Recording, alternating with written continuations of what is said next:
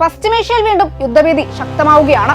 ഇറാനെ ലക്ഷ്യമിട്ട് അമേരിക്ക ഏർപ്പെടുത്തിയെന്ന് പറയപ്പെടുന്ന നാവിക ഉപരോധം കൂടുതൽ കടുപ്പമാകുന്ന സാഹചര്യത്തിൽ ഹോർമൂസ് കടലിടുക്ക് വീണ്ടും ആഗോള ശ്രദ്ധാകേന്ദ്രമായി മാറുന്നു.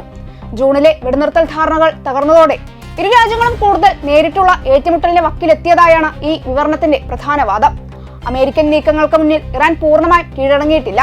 പേർഷ്യൻ ഗൾഫിന്റെയും ഹോർമൂസ് കടലിടുക്കിന്റെയും സങ്കീർണമായ ഭൂമിശാസ്ത്രം ഇറാന് വലിയ തന്ത്രപരമായ നേട്ടം നൽകുന്നു. ഇടുങ്ങിയ കടൽപാതയിലൂടെ നീങ്ങുന്ന കപ്പലുകളെ തീരദേശ മിസൈലുകൾ, റഡാറുകൾ, ഡ്രോണുകൾ, അതിവേഗ ആക്രമണ ബോട്ടുകൾ തുടങ്ങിയവ ഉപയോഗിച്ച് സമ്മർദ്ദത്തിലാക്കുകയാണ് ഇറാന്റെ പ്രധാന പ്രതിരോധ തന്ത്രമെന്നാണ് അവകാശവാദം. നൂർ, ഖാദിർ, നാസർ തുടങ്ങിയ കപ്പൽ വിരുദ്ധ ക്രൂയിസ് മിസൈലുകൾക്കൊപ്പം ഖാലിജ് ഫാർസ്, ഹോർമൂസ് ശ്രേണിയിലെ ബാലിസ്റ്റിക് മിസൈലുകളും ഇറാന്റെ ആയുധശേഷിയുടെ ഭാഗമാണ്.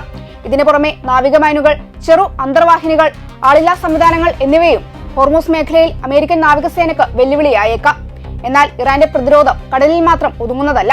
റഷ്യയും ചൈനയും ഉൾപ്പെടെയുള്ള രാജ്യങ്ങളുമായുള്ള വ്യാപാര ബന്ധങ്ങൾ ശക്തിപ്പെടുത്തി സമുദ്ര ഉപരോധത്തെ മറികടക്കാനുള്ള കരമാർഗങ്ങളും വികസിപ്പിക്കുകയാണ് ഇറാൻ.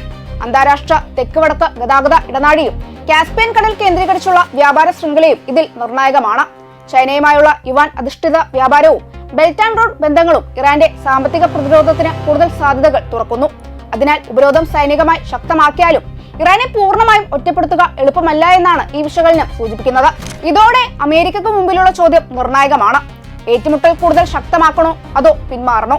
ഹോർമൂസിലെ സംഘർഷം നീണ്ടു നിൽക്കുകയാണെങ്കിൽ അതിന്റെ പ്രത്യാഘാതം ഇറാനും അമേരിക്കയും മാത്രമല്ല, ആഗോള എണ്ണ വിപണിക്കും വ്യാപാര ശൃംഖലകൾക്കും നേരിടേണ്ടി വരും. പശ്ചിമേഷ്യയിലെ അടുത്ത നീക്കം അതുകൊണ്ട് തന്നെ ലോകം ഉറ്റുനോക്കുകയാണ്.